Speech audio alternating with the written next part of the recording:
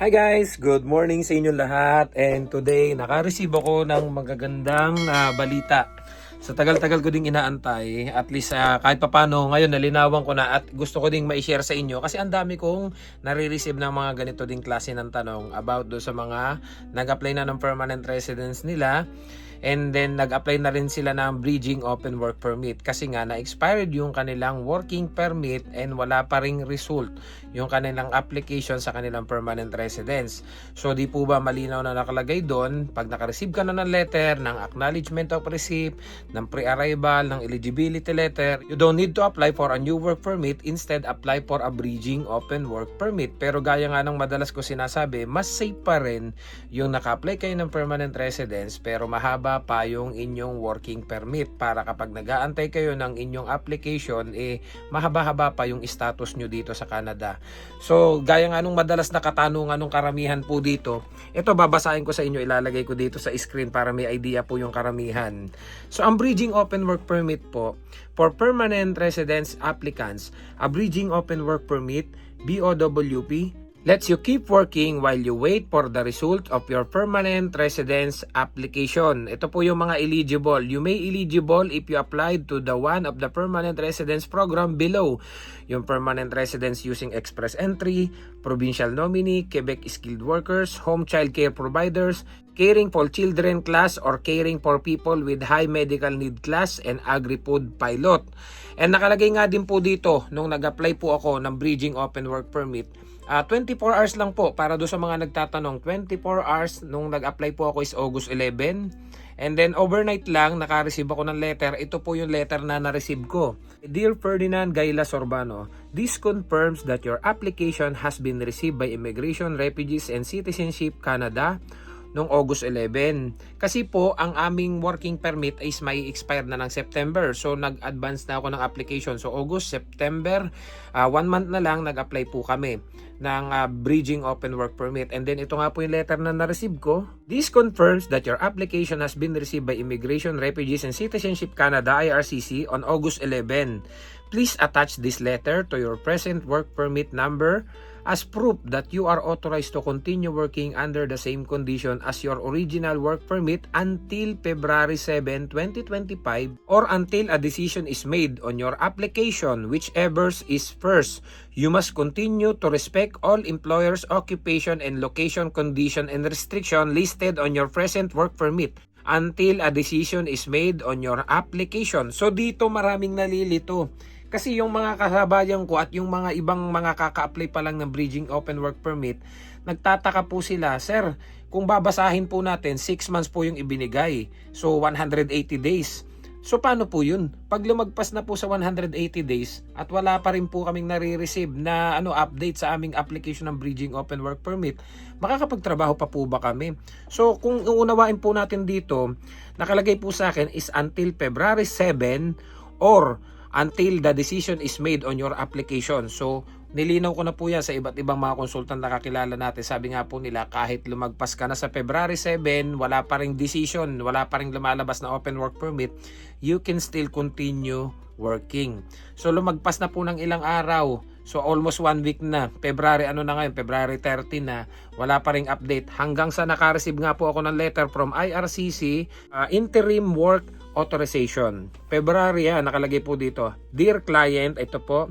If you applied online to extend or change your work permit, after you applied online, you receive a letter in your online account that you can use as proof that you're authorized to keep working. So dito na lang po tayo mag-focus sa main topic kasi ito yung karamihang tanong ng mga nag-apply ng bridging open work permit na 6 months nga, wala pa rin daw decision, malapit na yung pinakang date na nakalagay nga doon sa kanilang bridging open work permit application.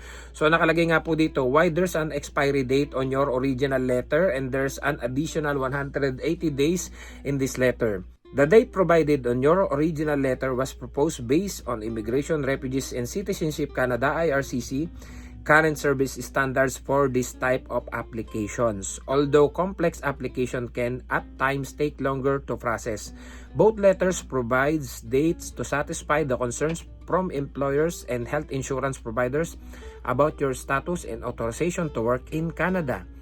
Your right to work is due to you being on maintain status, you are allowed to continue working regardless of these dates as long as you work under the same condition as your original work permit until we make a decision on your application. So nakalagay dito, this extended period of work authorized as per paragraph 186 days.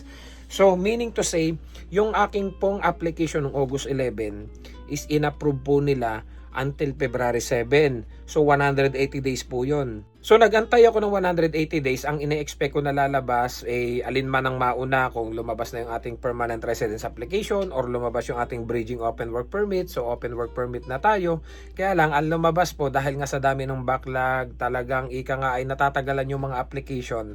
Ang nangyari, binigyan pa nila ako ng another 6 months or 180 days. So naglalaro po sa isip ko ngayon yan dahil binigyan nila ako ng additional 180 days. So it's either lumabas yung ating bridging open work permit, so magiging open work permit na tayo, or baka mauna yung ating permanent residence application. So depende po, hindi natin alam. So at least meron pa ulit tayong 6 months na maintain status. Pero nakalagay nga po ulit dito, or the decision has been made. So meaning to say, kahit lumagpas ka ulit ng 180 days is you can still continue working as maintained status nung iyong expired na working permit. So yun pa rin po yung conditions na susundin. Well anyway guys, today is my birthday nga pala and maraming salamat Ate Kay sa regalong binigay mo, itong Beats Solo 3. Actually meron akong Beats na na mahilig talaga kasi ako sa sounds. Kung napansin nyo, yan.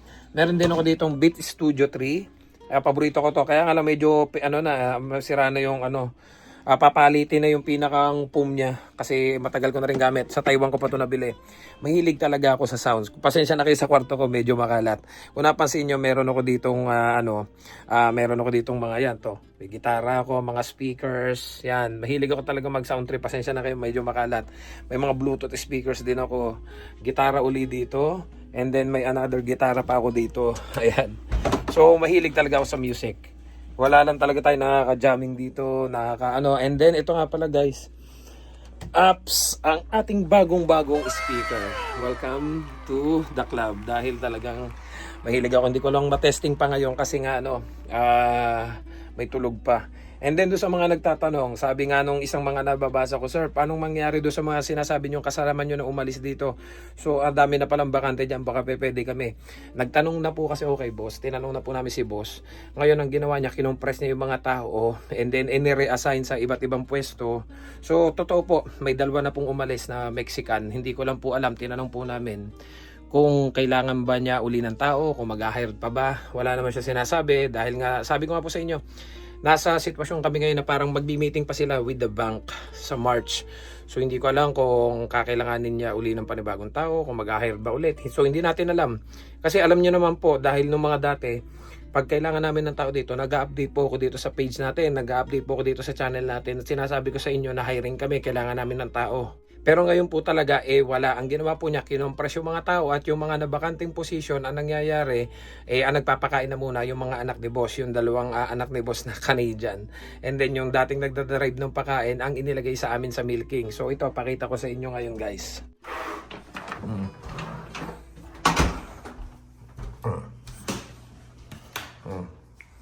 Ayan, bakante na tong isang kwartong to. Dito nakatira dati yung yung isa naming Mexican na umalis. Ayan. So, dyan siya nakatira. Ito yung kwarto ko. Ito kwarto ni Johans. Kwarto ko to. And then, baba tayo. Pakita ko sa inyo yung bakante na rin yung aming, ito yung aming salas. Kaya nga lang, walang nag-i-stay dito. Tinanggal na rin na yung mga sopa para walang kalat. So malinis na to. Tambayan dapat to. May TV dito, may speaker gana. Kaya lang wala na nga. Ang dami. Tapos dito, may dalawang kwarto dyan. Nadyan pa yung naiwan na dalawang Mexican. And then, ito yung kusina namin. Pasensya na kayo makalat. Kasi nga, ganun talaga dito sa farm. And then dito, ito CR namin to. May CR din doon sila sa kabila. CR namin to. Ayan. Ito yung isang nabakante. Ayan pa. Oh. Umalis na rin. Yun na dito, lumipat doon sa kabila. So, bakante na tong taas at saka to. So, ito yung isang kwarto na bakante. Kaya, dalawang Mexican yung nawala. Kaya, talagang ika nga ay yung schedule namin ngayon is, maganda dito kasi kwarto, kalapit CR na. Yan, and then kusina. Oh, tapos ito naman yung likod. Ayan, may labahan. Ito, bodega na to, yung mga tangke ng tubig. And then yan, likod na. Oh, maganda tumambay dito pag summer. Ayan, ito yung taniman ng mais na pakain sa baka. Then parking namin, oh, doon yung harap. Dito lang kami lagi nadaan kasi nga para makapagpalit kami dito ng bota kasi malamig nung nakaraan, lagi kaming nakabota. So dito namin iniiwanan, hindi namin dinadaan dito sa harap. Kaya doon sa mga nababasa ko na nagko-comment, kung may bakante daw ngayon kasi nga nag-alisan na dito. Ayun bakante na tong kwartong to. Pasensya na po. Tinanong po namin kasi si boss wala daw munang planong kumuha. Pero hindi natin alam, baka sa mga susunod kasi sila ngayon ang kumikilos dito sa farm Kumbaga yung mga nabakanting position, sila muna yung duty. Hindi ko alam, baka in the future kukuha pa ulit ng tao. So abang-abangan na po natin. Yan. So yung isa na umalis na dito sa tapat na kwarto, lumipat siya sa greenhouse. Yon. So doon pa rin siya nagtatrabaho. Dito pa rin sa Canada, farm pa rin pero hindi na sa bakahan. And then yung isa, nagbakasyon, wala na siyang planong bumalik. Siguro babalik daw siya dito pero hindi na dito sa farm, sa iba na. So wala na rin siyang gamit dito, hinakot na. Ang nabakanting kwarto doon sa kabila, so yun nasa ibaba, yung tinur ko kayo kanina, lumipat siya doon sa kabilang kwarto. So anong nangyari, dito sa area namin, dalawa na lang kaming Pinoy. Yung baba at itong katapat ko, bakante na yung kwarto. So dati marami kami, nabawasan na. Okay na rin. Kasi makakapagwalwal na ako dito nung speaker, makakapag-sounds na ako ng malakas. And today, hindi naman ako makakapaghanda. Kasi may pasok ako, 3 shift ako ngayon. Dahil nga, sabi ko nga sa inyo, yung schedule namin na bago. Kung dati, naging 2 shift na lang kami. Kasi nagpa 2 shift kami. Hindi namin talaga kursunado yung 3 shift dahil oo, marami kang oras. Kaya lang, walang pahinga. Can you imagine, every 4 hours milking. 4 hours milking, 4 hours uwi. 4 hours milking, 4 hours uwi. So yung 4 hours na pahinga, hindi mo nasusulit dahil kakain, magluluto, hindi ka naman makatulog agad. So parang medyo bad trip ka lagi, bad mood dahil matutulog ka, parang lumalabas yung kinain mo. So sabi namin bawasan kami ng isang shift. Kaya nga lang ngayon, binago yung schedule. May araw na 3 shift, 2 shift, 3 shift, 2 shift. So ngayon, may pasok tayo 3 shift. Hindi ako makakapagluto. Ayoko din naman lumabas. So sa ibang araw ko na lang siguro magpakain or iwan ko. Hindi ko alam, iset na lang natin na ibang araw. So birthday ko, may pasok tayo. Tatrabaho tayo maghapon. So ganoon naman talagang buhay dito sa Canada. Priority natin muna yung trabaho bago yung kasiyahan. And bukod nga pala dyan, nakuha ko na rin yung aking TOR at ang aking diploma. So napakaraming good news ngayong araw na to. Parang pa-birthday na rin sa akin. Daig ko pa ang naka-PR. Kasi sabi ko nga po sa inyo, dumating ako dito ng high school graduate. And then feeling ko, kasi dati nung umalis ako sa Pilipinas, sabi ko parang walang chance na umangat-angat ako dahil yung mga promotions hindi ko makuha dahil high school graduate tayo. So ngayon kahit paano masayang-masaya ako nung nakita ko yung diploma ko at yung TOR ko, ipinasend ko na sa amin sa bahay. So baka ipasend ko na lang uli dito papunta dito sa Canada. Hindi ko pa siya naipapa-assess sa West dahil nagkaroon po kasi ng problema yung diploma ko. Yung diploma ko dapat na urbano, ang nangyari ay sobrano, so wrong spelling. So nangyari, pinabalik ko, natagalan. Pero yung mga kasabayan ko nakapagpa-assist na po sa West at sa mga nagtatanong, Sir, gagawin ko po yun ng vlog sa mga susunod na araw kung saan ako nag-aral, ano yung may re-recommend kong school, at ano yung mga, basta bibigyan ko po kayo lahat ng tips kasi ang dami ko nababasa ng mga nagme-message kung saan daw maganda mag-aral, kung ano yung course na magandang kunin, kung magkano yung binayaran ko, kung paano yung pasok, ilang oras, ilang beses sa isang linggo, ganun. So lahat po yan ididetalye ko sa susunod na mga vlog natin. So alam nyo po yung pakiramdam nung nakita ko yung diploma ko, talo ko pa yung naka-PR sa totoo lang, kasi yun ang pangarap ko dati. Sabi ko makapagtapos sana ako, makahabol pa. So awa ng Diyos, nakapagtapos po tayo. So from high school graduate, ngayon po is 4 years course, bachelor degree na po tayo. May TOR na ako, may diploma na ako. Nung nakita ko siya kanina, iba yung pakiramdam. So na-release na rin, awa ng Diyos, kasi na wrong spelling Ang tagal kong inantay, tas wrong spelling pa. So yung mga kasabayan ko nakapagpa-assist na sa West, at sa mga nagtatanong po kung ano yung result sa West, is nakalagay po doon is 4 years bachelor degree. So ilalagay ko po ngayon sa screen, ito po yung example ng mga nakapagtapos na kasabayan ko. 4 years bachelor degree. So maganda po siya kapag inassess sa West yung school credential ninyo ng dito sa pag-aaral ng ETAP. So hanggang dito na lang muna siguro guys, kasi magre-ready pa ako, may pasok pa ako mamaya and kakain muna tayo ng almusal. In-update ko lang kayo sa mga good news. Dito sa naka-receive tayo ng letter from IRCC na extend na ng 180 days and nagpapasalamat nga pala ako dito sa mga pa-birthday yan. Salamat po sa mga pa-birthday. Hindi talaga ako sanay na nakakatanggap ng mga pa-birthdays pero maraming salamat po sa inyo ate kay Kuya Jan. Maraming salamat po sa inyo kasi lagi kayo nandyan para sa akin. And syempre nagpapasalamat tayo kay Lord sa lahat ng blessing na natatanggap natin. Thanks for another year. So trabaho tayo ngayon. So see you guys sa next vlog. Don't forget to subscribe, like, and share this video para kita paano may idea kayo sa mga nangyayari sa amin dito sa Canada. I love you all. God bless. Bye bye.